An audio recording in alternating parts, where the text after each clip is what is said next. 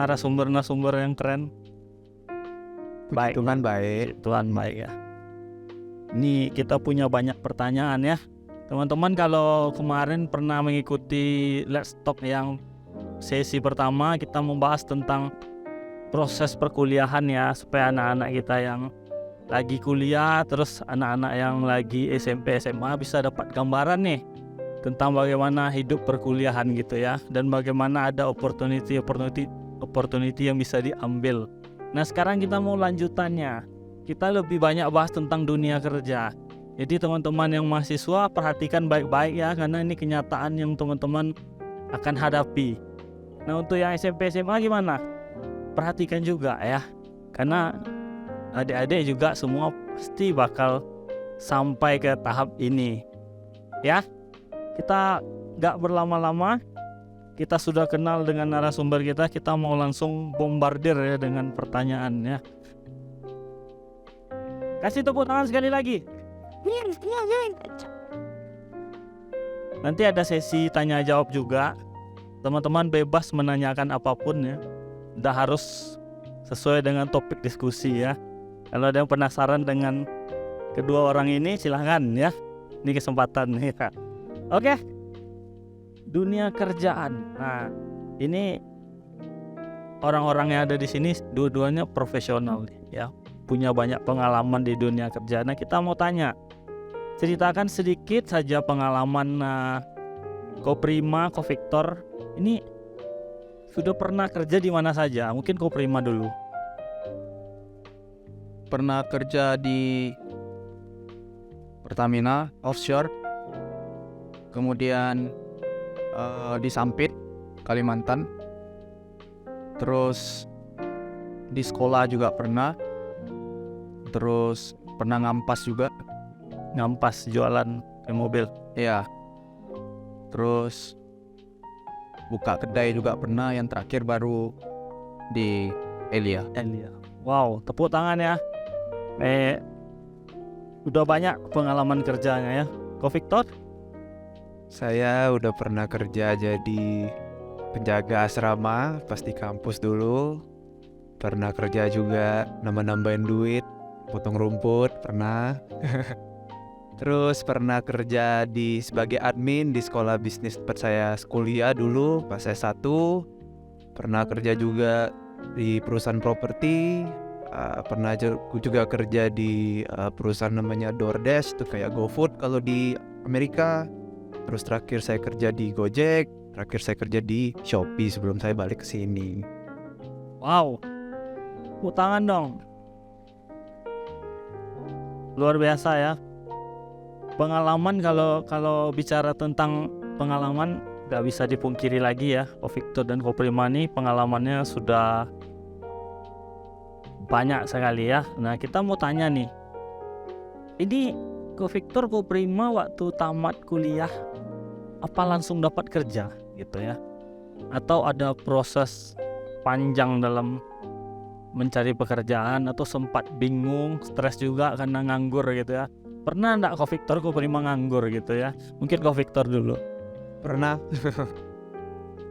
Jadi konteks ya buat teman-teman yang ada di sini. Jadi kan karena saya dulu tuh umur internasional, kuliah di Amerika. Jadi karena persaingannya ketat sekali, saya sebenarnya udah mulai wawancara atau cari-cari kerja tuh 6 bulan sebelum saya lulus gitu. Nah jadi saya 6 bulan tuh udah interview, udah wawancara. Cuman singkat cerita, Tuhan berkehendak saya nggak diterima-terima gitu kan. Sampai entah berapa puluh kali interview. Bahkan jadi total saya nganggur itu tuh sekitar ada 6-8 bulan lah. Jadi saya ngelewatin wawancara mungkin sekitar 20-an lebih, sampai terakhir saya dapat kerjaan yang saya bilang di DoorDash tadi gitu. Itu sih kalau pengalaman pas cari kerja Kogi. 20 kali Ya udah nggak bisa dihitung lagi berapa kali gagalnya. itu dalam waktu 8 bulan Ya dalam 8 bulan. ya. Saya nggak kebayang tuh kayak ngelamar kerja sampai 20 kali ya. Pasti ada rasa frustasi ya Ko Victor ya. Mungkin kalau Ko Victor mau gambarkan apa yang Ko Victor rasakan waktu proses itu gitu. Ya kalau awal-awal pasti semangat lah ya, kan kita mau wawancara kan pasti ya harus semangat lah. Apalagi kalau di sana kan kita wawancara pakai jas, pakai dasi gitu kan, rapi gitu kan. 1, 2, 3, 4, 5 tuh masih semangat. 6, 7, 8. Terus lama-lama udah mulai aduh ini goyang bego atau gimana nih, kayak nggak bisa dapat kerjaan gitu kan. Sampai terakhir singkat cerita sebenarnya saya udah lupa lah wawancara keberapa gitu ya. Jadi kayak tabungan saya selama saya kerja tuh kayak udah habis gitu kan. Jadi saya udah putus asa banget. Jadi sebenarnya memang pas 8 bulan saya nganggur tuh bisa dibilang selama hidup ya bisa dibilang tuh sebenarnya salah satu titik terendah lah bisa dibilang gitu kan. Karena kayak ya memang waktu itu ya kehendak Tuhan seperti itulah ya. Sampai kayak frustrasi, mungkin udah sampai cukup stres juga karena kayak waktu itu masih ingat kayak mau kayak bangun tidur kayak udah nggak ada semangat lagi. Karena kan kalau kita gagal sekali, 2 kali, 3 kali, 4 kali, 5 kali itu kan ya oke lah ya. Cuman kalau udah gagal berkali-kali itu kan jadi kayak mempertanyakan ke diri sendiri gitu kan.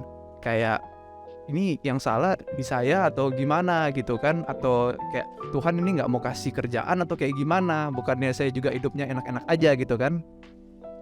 Tapi ya semuanya itu ya saya percaya kalau sekarang lihat ke belakang inilah rencananya Tuhan lah, banyak membentuk karakter. Si tepuk tangan dulu dong ya. Ini jadi bukan semuanya gampang ya. Ada proses yang susah, yang berat juga yang harus dilalui. Dan ada struggle juga ya. Mungkin Ko Victor selama 8 bulan ya, saya sendiri ingat ya, saya pernah 2 tahun atau 3 tahun tapi saya cuma melamar kerja 1-2 kali gitu ya. Beda. Oke, mungkin Ko Prima. Kalau saya terbalik dari Victor. Jadi begitu lulus saya dapat SMS ya dulu ya, atau email dari salah satu perusahaan yang menawarkan saya untuk bergabung ke mereka. Nah, saya juga nggak tahu dapatnya dari mana, mungkin dari kampus atau apa. Jadi ya saya interview dan saya diterima. Jadi waktu itu saya tidak ada melamar tepatnya, tapi saya dihubungi terus saya keterima. Nah, kejadiannya itu justru terjadi setelah saya resign. Saya mengirimkan CV itu puluhan mungkin. Setiap lamaran yang setiap lowongan yang ada, CV itu saya edit. Jadi saya bikin CV sesuai dengan opportunity yang dibuka sama perusahaan. Jadi kalau misalkan perusahaannya buka sebagai auditor, pengalaman saya selain auditor saya buang. Saya hanya tampilkan auditor. Kalau mereka cari sebagai health, safety, and environment, semua pengalaman itu saya buang. Jadi setiap CV yang saya kirimkan itu saya edit terus. Jadi cukup frustasinya di situ.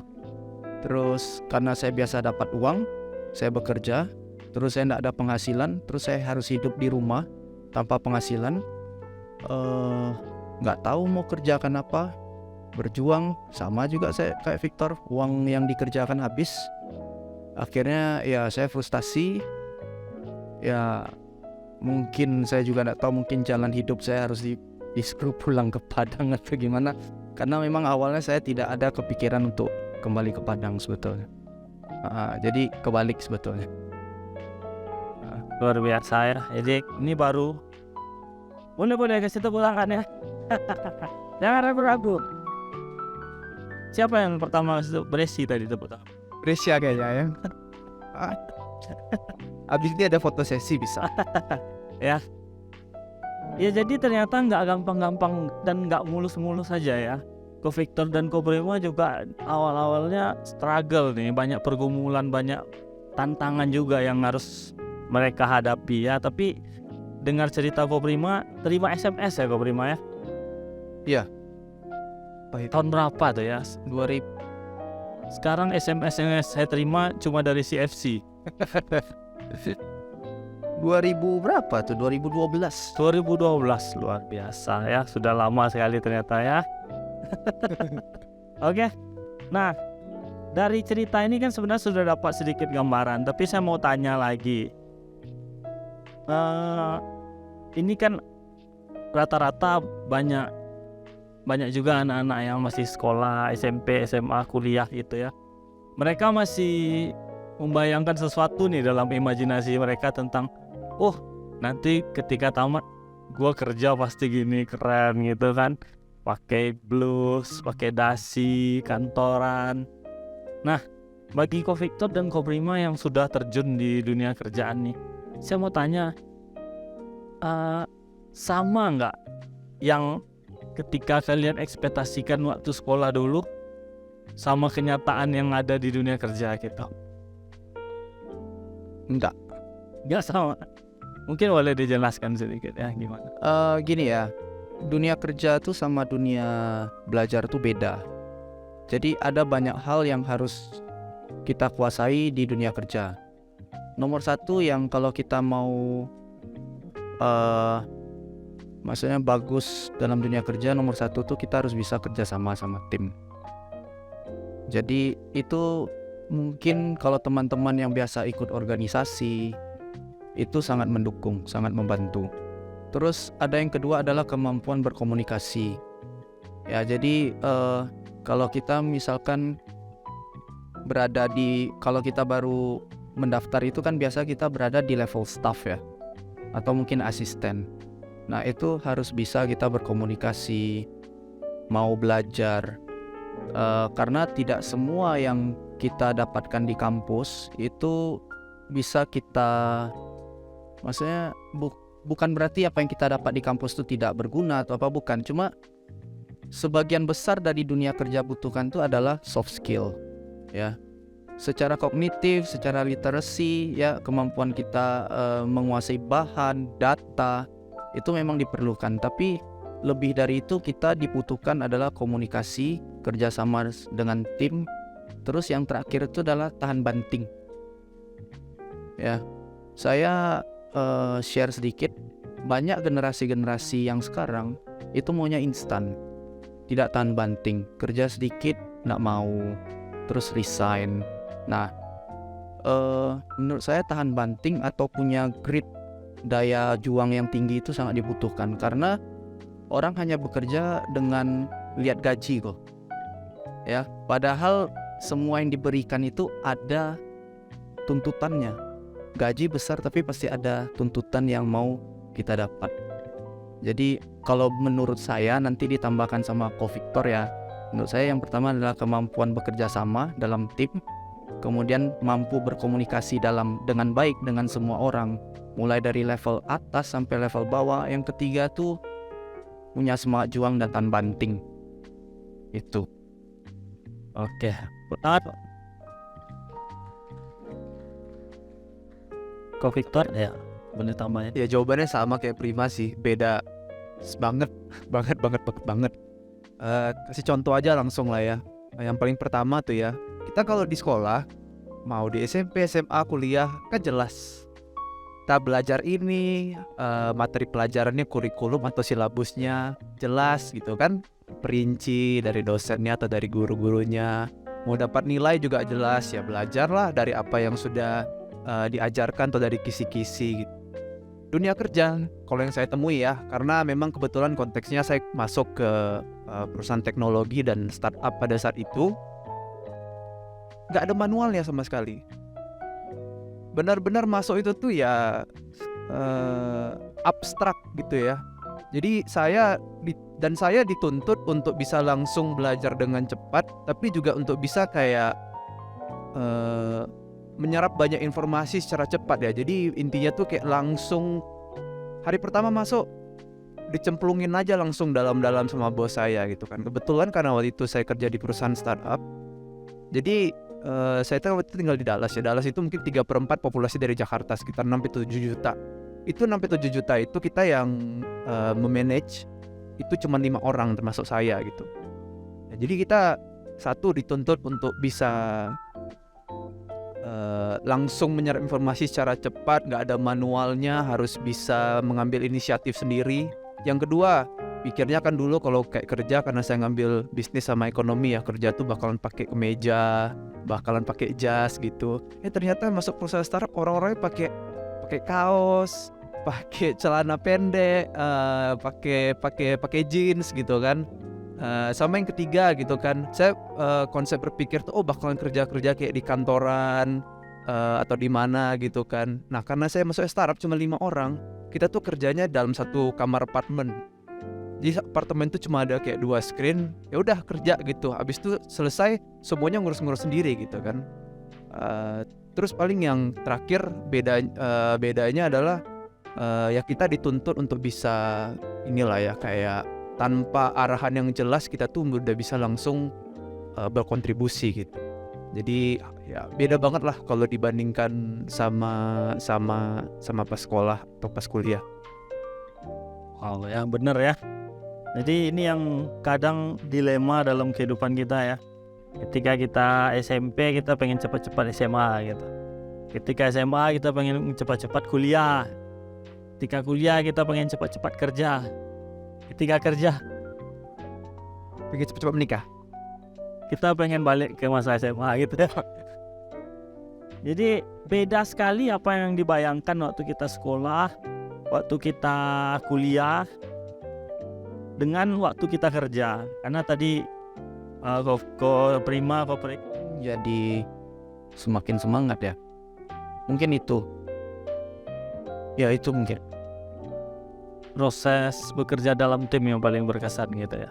Iya, tetap kalau kita dalam dunia kerja itu kita mau mulai dari nol sampai atas itu tetap harus punya itu.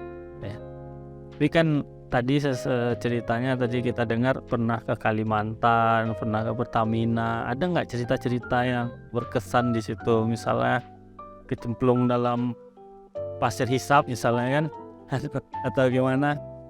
Ya kalau di offshore ya, karena saya di offshore jadi sepanjang mata memandang itu ya laut. Terus yang membuat saya terkesan adalah di sana saya bisa makan enak. Ya, Oh ya, iya. Apa sih ada? tambang lepas pantai itu Iya, ada apapun di sana. ada. Karaoke ada, tempat gym ada, lapangan futsal ada, lapangan badminton Lapangan futsal ada di laut. ada. Mau minum Milo, Fanta, Sprite, Coca-Cola, Google versi laut. Luar biasa. ya Ternyata semua ada. nggak seburuk yang kita bayangkan ya. Kita pikir 3 bulan di tengah laut bosan. Ternyata ada semua. 14 hari masuk, 14 hari keluar. 14 hari masuk, 14 hari keluar. Itu transportnya lewat apa? Naik apa? Kita naik kapal. Kapal ya. Ya, jadi kalau ya 12 hari masuk, 12 hari keluar, jam kerjanya jam 6 sampai jam 6. Tapi kita sudah harus prepare dari setengah 5 pagi. Jadi di sana ada mes, ada tempat tidur, Iya, semua lengkapnya. tinggi.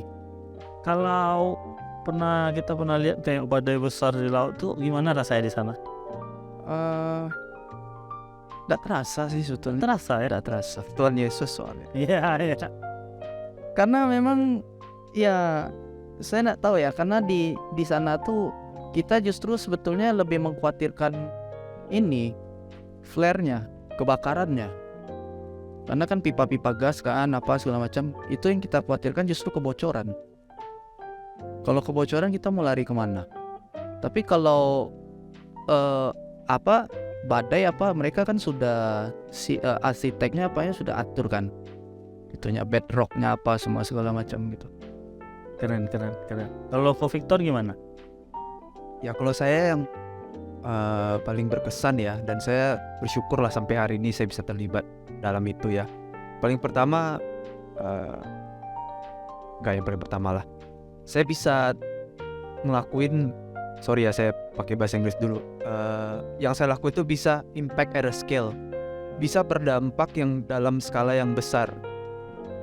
Saya bersyukur banget Tuhan itu kasih kesempatan saya kerja di Gojek ya, karena memang dari produk atau keputusan-keputusan yang kita ambil itu, kenapa saya bilang impact ya, dampak yang berskala besar ya. Apapun yang kita lakukan itu tuh dampaknya ke puluhan juta pemakai aplikasi, dan juga ratusan ribu atau jutaan mitra-mitra ya, atau driver-driver kita yang ada di Indonesia, bahkan di Vietnam dan Thailand gitu kan. Ya, saya juga bersyukur Tuhan itu kasih kesempatan saya juga bisa dipercayakan juga kemarin untuk ngebantuin kita ekspansi GoFood di Vietnam sama di Thailand gitu. Saya masih ingat banget sampai sekarang gitu kan. Saya awalnya nggak percaya diri banget, soalnya saya itu kayak dalam tim itu yang paling muda lah, yang berada dalam tim itu untuk dalam proyek itu gitu. Jadi banyak minderannya juga, tapi ya kalau saya lihat ke belakang, wah itu berkesan banget sih buat saya ya untuk bisa terlibat dalam itu. Nah paling kalau tadi ditanya yang paling buruk juga, ya itulah ya, segala sesuatu itu seperti pedang bermata dua gitu. Yang paling buruk kalau buat saya selama saya kerja selama profesional ini adalah, ya saya belum lama ini sebenarnya bergumul dengan stres berat lah, bisa dibilang mungkin depresi gitu. Jadi ya itu pedang bermata dua lah, karena banyak hal lah yang terjadi. Ntar kalau mau bisa diomongin juga gitu mana itu. Wow, ya. Jadi pengalaman yang luar biasa Ko Victor, Ko Prima ya selama bekerja. Nah, kita penasaran nih. Ini kan cerita kita dari tadi pekerjaan-pekerjaan yang dulu yang pernah dilakukan. Nah, saya mau tanya nih, pekerjaan yang sekarang ya, pekerjaan saat ini, apakah sudah sesuai dengan passion masing-masing? Ya, awal silakan. Gimana? Perusahaan keluarga? Kalau ya saya memang ada beberapa hal yang ingin dicapai. Cuma kalau bicara mengenai passion, ya saya mungkin senang sama ini ya, coaching ya, saya mengajar. Cuma memang banyak sekali bidang yang memang harus gua ini kan ya kok ya. Nah kalau untuk passion mungkin sekarang sudah mulai lah. Ya sudah mulai Mulai ada passion. Ya sudah mulai ada passion. Jadi sehingga kerja tuh bisa sampai kuat lah berbelas-belas jam gitu kan. Kalau tidak ada passion tentu tidak bisa. Tapi kalau ditanya passion saya yang sesungguhnya adalah saya tuh senang dengan food and nutrition. Jadi saya tuh nutrition. Ya.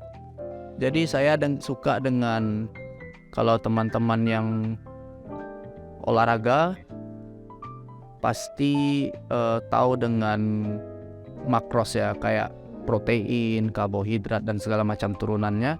Nah, saya suka di situ. Mungkin ada beberapa teman-teman di sini yang tahu itulah. Ya, kita sudah pernah ngobrol. Kalau ditanya passionnya sesungguhnya ya kok ya masih ke sana sih. Pekerjaan saat ini masih setengah lah ya passionnya ya, sudah mulai gitu, tapi passion yang sebenarnya ada gitu ya. Kalau Ko Victor gimana? Saya percaya gak ada dalam dunia ini kerjaan kita itu sesuai sama passion kita semuanya. Dalam semua kerjaan itu pasti ada hal-hal yang kita gak suka, itu realita. Gak ada kalau bahkan kita kalau nyantai-nyantai, punya duit banyak, tidur-tiduran di ranjang, nanti suatu hari pasti bakalan bosan juga di ranjang gitu kan. Gak ada kegiatan gitu. Ya mirip seperti Prima lah, maksudnya ya berasal dari situ ya. Kalau saya maksudnya di kerjaan sekarang ya, mungkin nggak banyak yang tahu, bingung apa sih sebenarnya yang dilakukan di gereja itu, yang ngapain full timer itu sebenarnya. Jadi sebenarnya kalau yang sesuai sama apa yang saya suka ya, saya sejujurnya saya suka suka berada di dalam kehidupan untuk bisa mengenal lebih lah teman-teman, jemaat-jemaat yang ada di sini. Kayaknya saya sangat mencoba untuk kayak kenal lah kalian-kalian walaupun mungkin belum semua gitu kan. Buat saya kalau kayak dengar cerita kayak tadi saya baru ketemu sama si Esther gitu, dia bilang, "Kok saya baru dapat ini nih, baru dapat pengumuman SN diterima. Nanti kita bakalan revisi lagi lulus secara nilai. Jadi kemungkinan dia bakalan dapat kuliah ke UNAN atau ke USU di Medan." Ya buat saya tuh kayak ya dengar cerita itu aja senang gitu loh, dengar ceritanya gitu. Ada progres dalam kehidupannya gitu kan. Dia bisa ya saya berdoa bisa dapat masa depannya lebih baik buat dia dan buat keluarganya juga gitu kan. Tapi kalau secara passion ya, secara track record kerjaan saya sebelumnya, tadi saya udah ngomong juga, banyak yang saya lakukan itu tuh berhubungan dengan memulai sesuatu yang baru atau melakukan transformasi sesuatu yang baru gitu ya. Kalau dari project-project saya yang sebelumnya, kayak saya dulu yang saya bilang ngebantuin untuk ekspansi GoFood. Saya ngebantuin dari awal setelah sudah launch, habis itu saya pindah ke project yang lain. Terakhir saya di Gojek buka produk untuk antar kebutuhan sehari-hari, GoMart gitu kan, dibangun dari awal. Setelah sudah jalan 2-3 tahun, habis itu saya pindah lagi. Terakhir saya di Shopee juga ngebantuin buat launch ekspansi Shopee Food ke kota-kota lain di Indonesia. Nah ini di gereja ya, sekarang dari pengalaman kerja yang dipunya itu ya kita mau melakukan pembaharuan di gereja lah. Saya kasih contoh ya, kita banyak 4 bulan terakhir nih melakukan digitalisasi dari pendataan di gereja ini. Data jemaat, data TYC, data volunteer, dan sebagainya. Kita juga banyak melakukan pembaruan dari perencanaan. Semua yang teman-teman terlibat gitu kan, kayak kemarin ada perekrutan AFJ Praise, terus nanti kita bakal ada training, itu semua kan kita rencanakan. Jadi kita membuat semuanya itu berjalan lebih terstruktur, lebih terencana, dan ya supaya pada akhirnya kan gereja ini adalah suatu organisasi yang perlu di manage secara baik dan secara profesional dan secara efisien. Ya itulah yang saya lakukan gitu kan. Cuman kalau ditanya apakah sudah sempurna, enggak juga. Banyak hal-hal manajemen atau yang secara administrasi, banyak hal yang nggak saya suka gitu sebenarnya. Cuman itulah realita namanya kerjaan, nggak ada yang bakalan semuanya sesuai sama apa yang kita suka gitu. Setuju ya. Kita kasih tepuk tangan untuk narasumber Pika. Oke, ini pertanyaan mungkin agak menyimpang dikit nih. Kalau Tuhan kasih kesempatan untuk Ko Victor, Ko Prima kembali sebentar ke masa lalu nih, dan ketemu sama diri Ko Prima, Ko Victor di masa lalu, mungkin sebesar Andrew mungkin ya di masa lalu, nasihat apa yang mau kalian omongin ke diri kalian di masa lalu gitu? Ko Victor dulu. Gak susah nih kalau balik ke zamannya Andrew SMP ya sekarang ya. Wah SMP dulu ngapain ya? Mungkin masa lalu lah ya kok ya. Yang paling pertama sih, kalau gue bisa kembali ke masa lalu, gue mau lebih membudayakan lagi buat diri gue tuh lebih suka baca buku ya. Bukan karena gue kutu buku teman-teman, cuman memang setelah gue sadari, karena puji Tuhan dapat kesempatan kuliah keluar gitu ya, daya baca kita anak-anak Indonesia ini sangat-sangat rendah. Tidak dibiasakan dari awal itu suka membaca. Mungkin di sekolah pun tidak dibiasa. Baca itu dulu buat gua itu adalah suatu momok. Nggak suka membaca dari awal. Tapi seiring berjalannya waktu, pas kuliah, pas kerja, saya mulai terekspos dengan teman-teman yang ya suka baca buku dan lain segala macam. Saya mulai gitu. Dan saya merasa banyak manfaatnya dari saya banyak baca buku gitu hari-hari ini. Jadi kalau bisa kembali lagi sih, saya mau bisa lebih dibudidayakan lagi ya. Mungkin nggak cuma dari diri saya, tapi dari orang tua juga gitu kan, untuk lebih dibiasakan untuk lebih suka baca buku. Yang kedua, mungkin kalau saya bisa kembali ke masa lalu, mungkin nggak pas umur Andrew ya, saya bakalan bilang sama diri saya sendiri, jangan terlalu keras sama diri kamu. Karena saya orangnya keras, saya orangnya perfeksionis. Jadi saya tuh banyak menekan diri sendiri juga. Banyak hal-hal yang sudah dicapai itu nggak bisa mengapresiasi diri sendiri. Selalu merasanya kurang, selalu merasanya saya bisa lebih lagi, selalu merasanya nggak cukup. Sudah segini maunya segitu. Jadi banyak menekan sendiri yang ujung-ujungnya jadi membuat saya juga capek sendiri, dan justru jadi nggak bisa menerima diri saya sendiri apa adanya gitu ya. Ya itu juga lah sebenarnya salah satu yang membuat saya ujung-ujungnya juga tadi kok saya sempat cerita stres dan burnout gitu ya. Ya itu sih paling kalau 2 hal kok.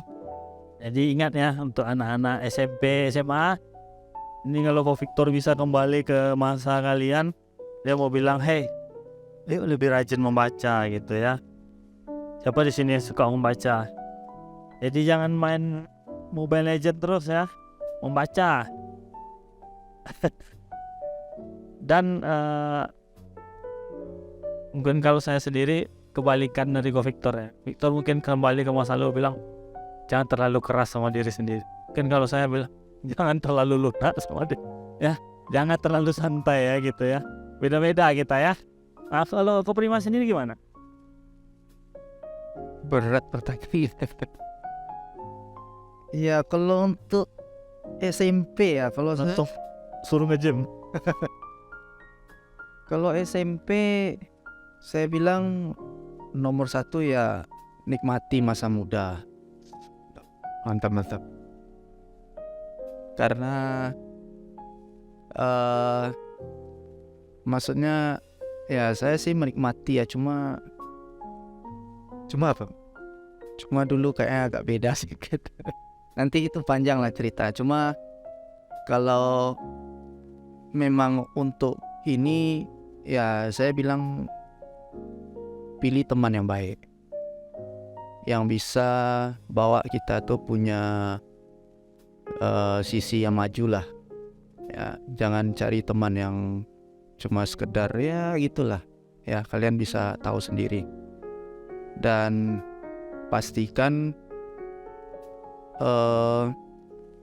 kalian tuh ya mungkin sambil main, sambil apa, kalau saya sih mungkin bisa belajar lah ya.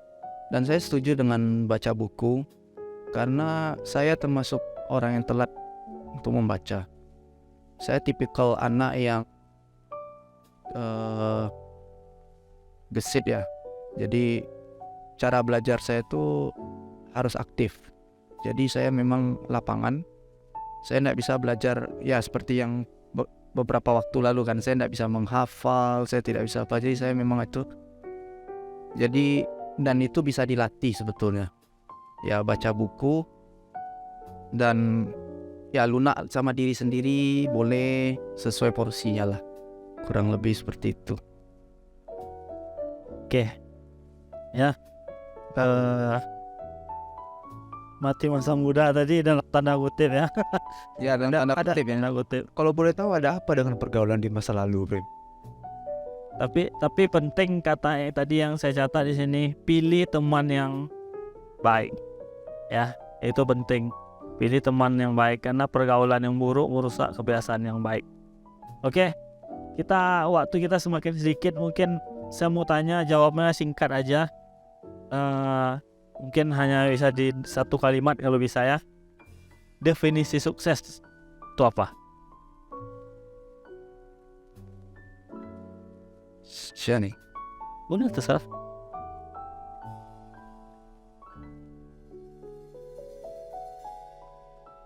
Gue jawab dulu. Oke. Ini gue bakalan nge-quote dari satu buku ya, judulnya Psychology of Money.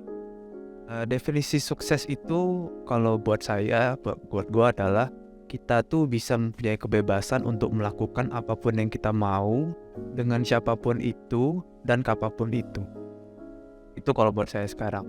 Cuma itu gak realistis kalau pas awal-awal kerja ya, karena pas awal-awal kerja kan kita dulu perlu cari uang dan lain segala macam. Cuman intinya kalau buat saya sekarang adalah saya sudah berada di posisi di mana saya merasa secara finansial nggak lebih banget, cukup lah untuk bisa hidup sendiri. Tapi saya bisa melakukan apa yang saya mau nih sekarang.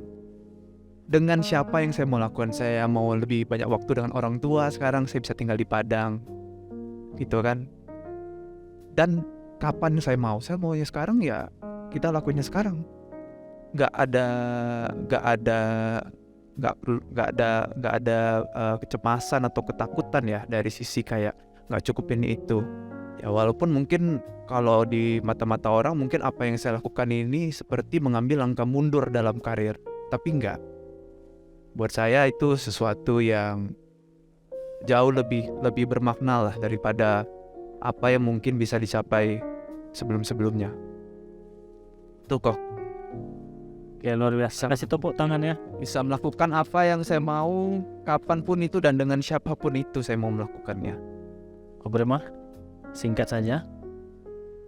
Sukses itu kalau menurut saya ya, orang yang bisa menikmati hidupnya dalam ya tidak harus. Kadang kita tuh ingin mencapai sesuatu tuh memang butuh perjuangan ya, butuh kerja keras ya. Tapi kadang setelah kita mencapai itu, kalau kita merasa kita tidak bahagia, mengorbankan satu kesuksesan dengan banyak hal, nah itu sebetulnya tidak sukses. Jadi kalau saya bilang kesuksesan itu adalah satu hal yang bisa kita capai dengan membahagiakan diri sendiri, orang tua kita, lingkungan kita. Menurut saya itu yang sukses. Jadi jangan kita bahagia sendiri terus orang lain tidak bahagia, kesusahan atau apa, keluarga kita, waktu kita dengan keluarga tidak ini. Jadi menurut saya itu. Oke. Ya, sebelum kita tepuk tangan ya. Siapa Durkes? Sebelum kita lempar pertanyaan kepada teman-teman, di sini ada kertas ya. Tulisannya tidak setuju sama setuju. Boleh dipegang masing-masing ya. Jadi saya mau lempar pertanyaan nih kepada narasumber, nanti dibalikan aja sesuai dengan tulisan di sana. Oke, pertama, setuju atau tidak latar belakang keluarga tuh mempengaruhi kesuksesan seseorang? Ada yang setuju, ada yang tidak setuju. Oh, dua-duanya tidak setuju. Oke ya. Sebelum mungkin kalau kita sempat kita tanya alasannya, tapi saya mau lempar dulu pertanyaan kepada teman-teman. Ada yang mau tanya? Silakan langsung aja. Oke. Siapa tuh? Evelyn.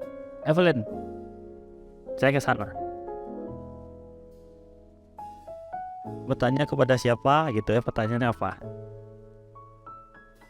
Saya ingin bertanya kepada Ko Victor dan Ko Prima dua-duanya, karena saya dengar dari cerita Ko Victor dan Ko Prima itu memiliki banyak pengalaman pekerjaan dari bidang manapun itu. Dalam dunia pekerjaan saya pernah dengar, jika kamu bekerja, cintailah pekerjaanmu dan tetap konsisten. Jika kamu merasa tidak suka, kemudian pindah lagi, itu tidak akan membuatmu tumbuh lebih dalam di dalam dunia pekerjaanmu. Sedangkan jika kita terus konsisten terhadap pekerjaan yang lingkungannya membuat kita tidak nyaman atau stres dan tertekan, apakah kita harus pindah mencari pekerjaan lain atau harus tetap stay? Karena menurut saya pasti setiap tempat kerja itu pasti punya tekanannya masing-masing. Nah, bagaimana tanggapan Ko Victor dan Ko Prima terhadap hal ini? Bagaimana cara kita mengatasi kejenuhan, tekanan dalam tempat kerja? Apakah harus stay konsisten untuk lebih dalam atau pindah mencari tempat kerja yang lain? Sekian pertanyaan saya, terima kasih. Terima kasih buat pertanyaannya. Gue langsung jawab aja ya. Dijawab. Ya. Ini saran ya. Kalau kita nggak suka sama satu pekerjaan, apalagi ini konteksnya kita baru memulai karir, saran saya jangan pindah. Kasih waktu minimal 2-3 tahun untuk di perusahaan itu. Kenapa? Yang paling pertama adalah itu baik untuk pembentukan karakter. Kalau kamu nggak suka sama orang, nggak cocok sama bos kamu, nggak cocok sama rekan kerja kamu, nggak cocok sama klien kamu, atau nggak cocok sama apapun pekerjaannya, nggak apa-apa, jalanin aja, baik untuk pembentukan karakter itu. Karena kalau solusinya itu pindah ke tempat lain, siapa yang bisa menggaransikan di tempat yang baru itu nggak bakal mengalami hal yang sama? Itu pertama. Yang kedua adalah kita ini nanti yang lulus kuliah, kita itu kan bakalan membentuk profil kita di dalam CV atau resume kita. Kalau nanti recruiter lihat, wah ini anak baru kerja 6 bulan udah pindah, kerja setahun pindah, kerja 3 bulan pindah, mereka bakal mikir, wah ini anak kalau gua hire ntar dia pindah nih 3 bulan gak cocok, habis itu pindah lagi ke perusahaan lain gitu kan. Sama yang ketiga, butuh waktu untuk kita itu tuh bisa memberikan satu kontribusi yang nyata. Butuh waktu, minimal butuh waktu mungkin 1-1,5 tahun baru bisa kelihatan secara jelas kontribusinya itu gitu loh. Nah, atas dasar itu, kalau kita baru kerja 3-6 bulan habis itu kita pindah, nanti pas kita wawancara lagi bakalan ditanya, apa yang kamu lakukan di perusahaan kamu sebelumnya? Nggak tahu gitu kan apa. Oh, saya cuman kayak gini. Kontribusi agak kurang jelas gitu. Ya itu sih 3 alasan itu. Kau Prima, langsung. Ya, kalau saya adalah yang pertama, setiap orang yang bekerja tuh pasti tidak akan menemukan sesuatu yang dia suka. Itu udah pasti. Karena kamu biasa belajar itu sesuai mengikuti kemauan kamu, kemampuan kamu bekerja belajar, pace-nya kamu, kecepatan kamu. Ketika kamu masuk, kamu pasti akan dikasih pressure. Apalagi kamu ketemu dengan team leader ya, TL yang memang orangnya tuh target oriented sekali. Kasih pressure kamu, tap. dalam 1 hari harus selesai ini, nggak mau tahu pokoknya itu. Nah, jadi itu yang harusnya membentuk kamu. Saya kasih tips ya, untuk kalian yang baru pertama kali kerja, cari tempat kerja yang bisa buat kalian repot, yang bisa buat kalian kerja cepat, yang bisa berikan kalian tekanan yang besar, yang bisa buat kalian mengerti mindset dunia kerja yang sebenarnya. Karena pekerjaan pertama itu menentukan pekerjaan kamu yang kedua, ketiga, keempat, dan kelima. Kalau kamu bekerja di pekerjaan yang pertama santai, slow, bosnya santai, tidak ada deadline, tidak apa, kamu akan masuk ke pekerjaan kedua. Ketika kamu masuk ke pekerjaan kedua dengan ekspektasi gaji yang besar, kamu pasti dikasih deadline, pasti dikasih target, kamu pasti dikasih KPI. Kalau kamu tidak capai ya udah. Jadi kamu harus bisa memastikan diri kamu tuh di kapasitas yang mana. Banyak pekerjaan yang memang seperti itu. Nah, saran saya adalah, ini saya mengutip sebetulnya ya dari Jack Ma ya. Jack Ma bilang sama waktu itu ada seminar, dia bilang kalau kamu masih umur 20-30, pastikan kamu bekerja nomor 1 dengan pimpinan yang langsung turun tangan ke timnya. Yang kedua, kamu harus berani mengambil resiko, terjun, menerima tekanan, berani di pressure, berani di press sampai tidak kuat. Itu. Nah, saya setuju sekali dengan Victor, karena untuk mengalami sesuatu yang baru, kamu untuk bisa bekerja, ini konteks saya bekerja yang benar-benar bekerja ya. Bukan hanya kamu kerja, datang kantor, terus di kantor hanya kerja, terus pulang. Enggak. Ini maksud saya yang si Evelyn tanya adalah pressure yang didapat di dunia kerja. Yang kalau kamu dikasih kerja ini sebetulnya bukan kerja gua, tapi karena kamu dikasih tanggung jawab, kamu mengerjakan itu. Waktu kamu di interview di perusahaan yang kedua, CV-mu tuh bagus. Apa kerjamu? Contohnya, saya sebagai admin. Oh, adminnya hitung keuangan, ini itu. Oh, ternyata kamu punya kemampuan admin sebagai media sosial. Oh, seperti apa? CV-mu tuh compact, keren. Jadi kalau ketika kamu melamar di satu posisi admin, ternyata kamu dilihat sama HRD-mu, posisimu, kapasitasmu jauh lebih bagus dari admin media sosial, dia akan lempar kamu ke sana dengan ekspektasi salary yang jauh. Itu terjadi di saya.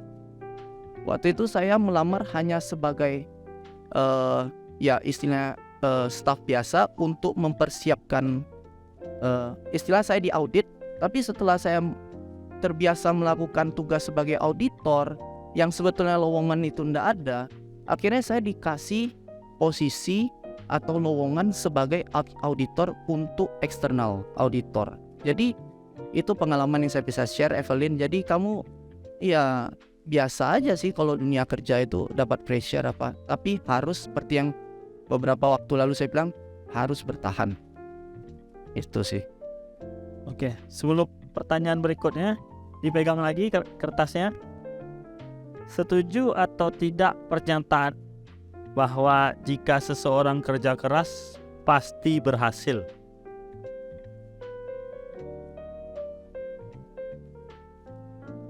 Tergantung.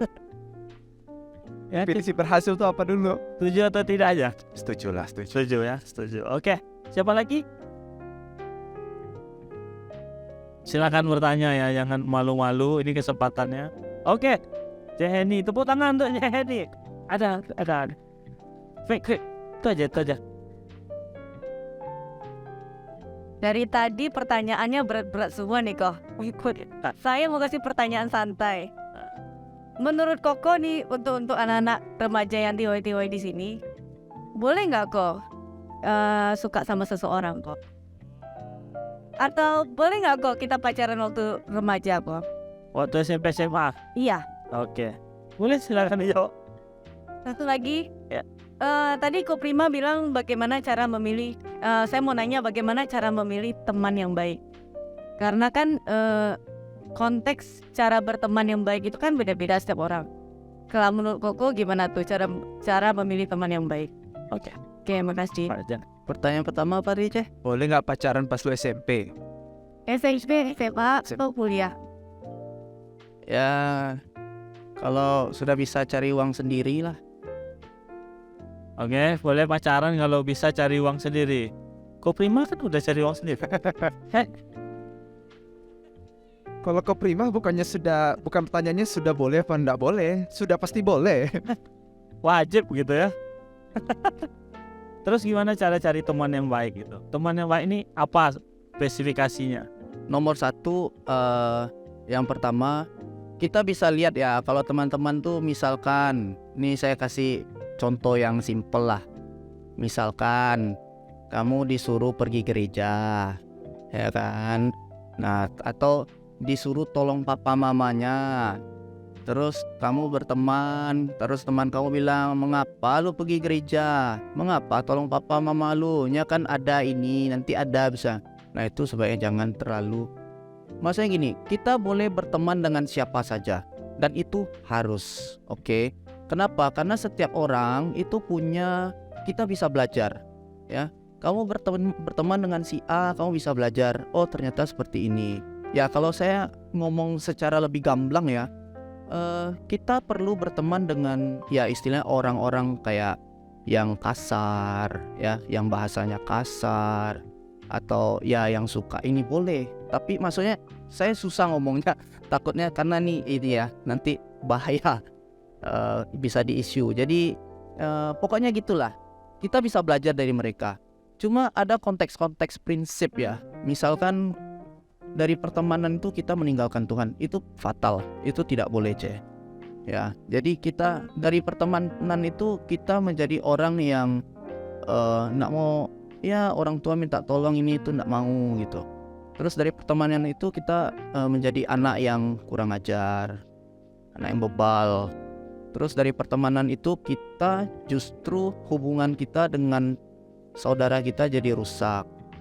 Jangan heran kok, saya baru SMP, saya baru SMA. Siapa bilang orang zaman sekarang, orang saya punya murid aja begitu kok. Nah, terus apalagi konteksnya sudah pacaran. Nah itu pacar yang itu tuh, makanya enggak usah lah. Kalau kamu SMP sudah bisa dapat uang 5 juta, silakan. Kerja sendiri tapi 10 juta silakan. Kalau kamu SMA sudah bisa dapat 300 juta, 400 juta silakan, tapi kerja sendiri. Berat tuh ya.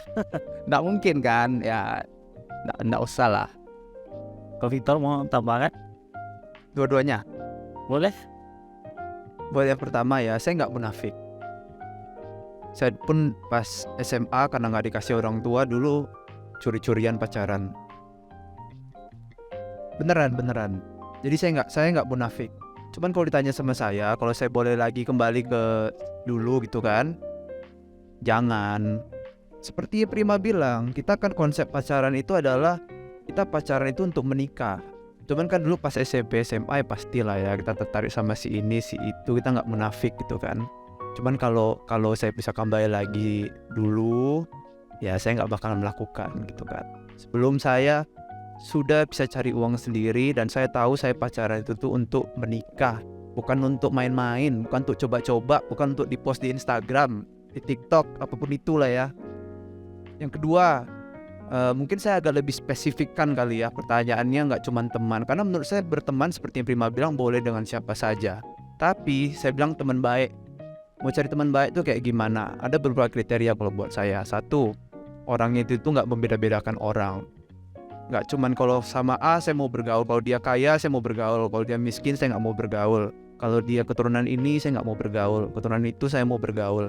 Yang kedua, orang itu tuh nggak pelit, ya suka memberi. Itu kriteria teman dekat gitu. Yang ketiga, bisa membangun sama-sama, bisa kasih semangat sama-sama gitu, bisa belajar sama-sama. Yang keempat, orang itu tuh nggak suka ngomongin orang, nggak suka ngegosipin, nggak suka ngomongin orang di belakang.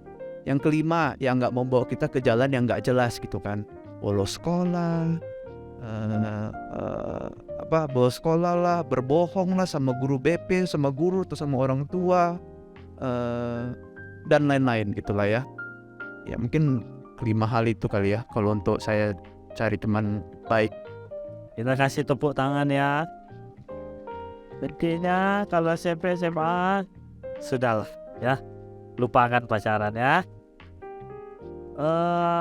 Boleh dipegang kertasnya lagi? setuju atau tidak kesuksesan itu berbanding lurus dengan tingkat pendidikan? Tidak setuju. Oke, tetap ya. Nanti mau tahu alasannya teman-teman bisa tanya langsung setelah ini ya, karena kita nggak punya waktu untuk membahas, padahal ini menarik ya sebenarnya. Oke, siapa lagi yang mau bertanya? Mungkin 1-2 orang lagi terakhir. Oke, Brescia ya, Brescia, terus Angel. Brescia dulu boleh, silakan. Ini. Brescia dulu. Kasih tepuk tangan dong. Advert. Tanya ke siapa, Bres? Perkenalan ya. Boleh.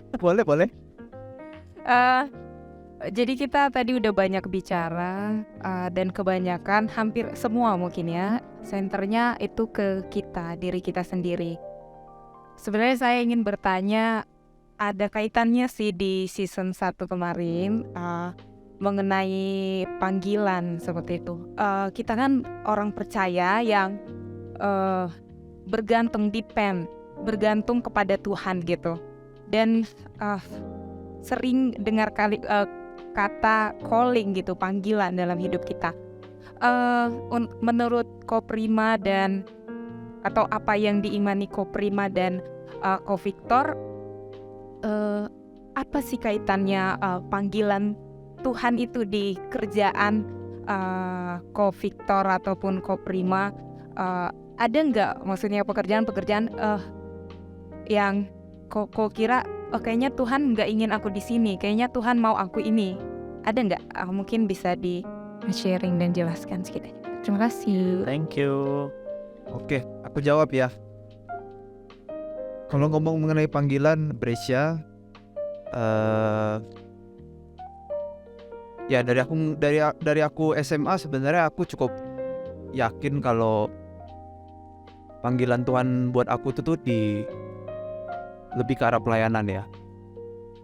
Jadi kalau aku merasa memang aku punya panggilan untuk suatu hari jadi pendeta, jadi gembala gitu. Amin.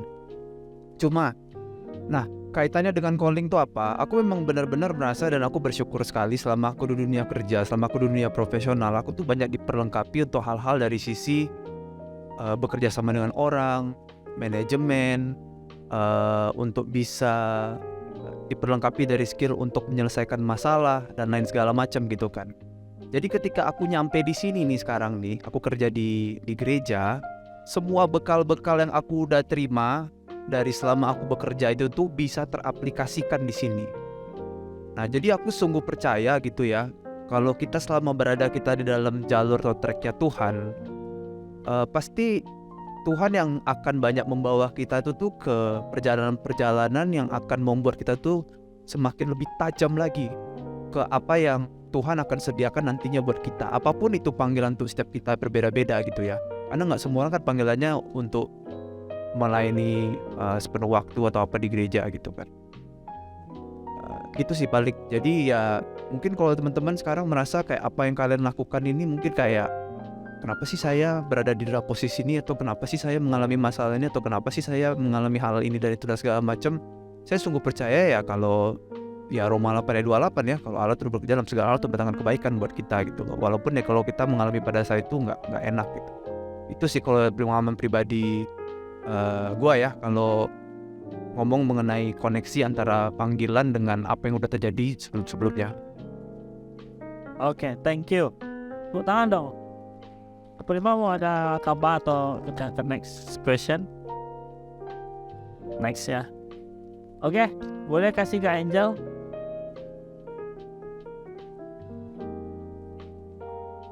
Oke, cik. Anji mau nanya nih, kan dari kecil kita semua punya cita-cita nih. Cita-cita mau jadi apa? Contoh Angel waktu kecilnya mau jadi banker gitu. And then banker, kerja banker. Wow. Banker. Terus kalau kok di pekerjaan waktu kecilnya apa nih? Dan apakah cita-cita waktu kecilnya apa? Dan apakah relate sama pekerjaan yang ditekuni sekarang? Terus dari pekerjaan-pekerjaan yang udah koko coba dulu, apakah Koko merasa pekerjaan yang saat ini lebih baik atau lebih enjoy, baik dari segi mental or materinya gitu, dibanding pekerjaan sebelumnya? Thank you. Oke, saya jawab dulu ya. Pas saya kecil dulu cita-cita saya itu ada 2, jadi pilot sama jadi pemain bola. Gak ada yang jadi. Ya gitulah. Ya terus kalau menjawab tadi pekerjaan yang sekarang, kalau secara materi ya jauh sekali sama pekerjaan yang sebelumnya. Kalau secara materi, cuman secara kepuasan hati dan batin jauh juga daripada pekerjaan sebelumnya. Bukannya saya nggak menghargai pengalaman saya sebelumnya ya, tapi ya saya banyak punya kepuasan tersendiri lah kalau kita bisa saya ngelakuin apa yang saya lakukan hari-hari ini gitu ya, selama 5 bulan terakhir nih di gereja. Itu sih. Oke, kau Prima? Kalau saya cita-cita saya dulu waktu kecil banyak, berganti-ganti taruh. Cuma kalau ditanya ya, apakah sesuai dengan apa yang saya mau kerjakan sekarang, jawabannya enggak sama sekali. Jadi ya kadang apa yang kita mau kerjakan, sesuatu yang kita impikan tuh kadang tidak semuanya terjadi ya. Memang ada 1-2 orang yang dia kayak tracknya bagus ya, lancar ya, dia kecil mau ini, terus kebetulan dia sekolah dapat yang ini, dapat pekerjaan ini ya. Meskipun ada memang seperti itu, memang ada. Cuma kalau saya enggak, berbeda ya. Jadi memang mungkin seperti itulah yang kalian lihat sekarang. Kalau kepuasan yang saya dapat adalah ya, saya tuh kan suka anak-anak ya. Saya sangat menyukai anak-anak. Calon syariah Yes. anak-anak. Jadi kadang pagi kan saya ngajar tuh jam ya mulai dari umur 2 tahun yang saya ngajar. Sampai kalau sekarang sampai kelas 3-4 SD. Ya kadang tingkah mereka tuh lah yang membuat membuat kita tuh kayak lega. Terus bagaimana cara mereka approach kita, bagaimana cara mereka ngomong sama kita. Terus kalau anak-anak nangis itu ya macam-macam lah, minta peluk lah, apalah segala macam. Ya itu yang membuat saya inilah agak puas gitu. Oke, mantap. Kita kasih tepuk tangan untuk kedua narasumber kita. Nah, kalau saya ditanya cita-cita saya ada 2 ya. Waktu kecil jadi orang kaya sama punya istri cantik. Setidaknya 1 sudah tercapai ya. Oke, 1 lagi mungkin kalau yang mau bertanya. Ini kesempatan terakhir, 1 lagi.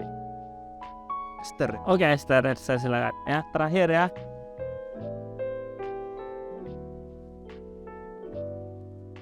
Mungkin untuk Ko Victor atau Ko Prima bisa menjawab.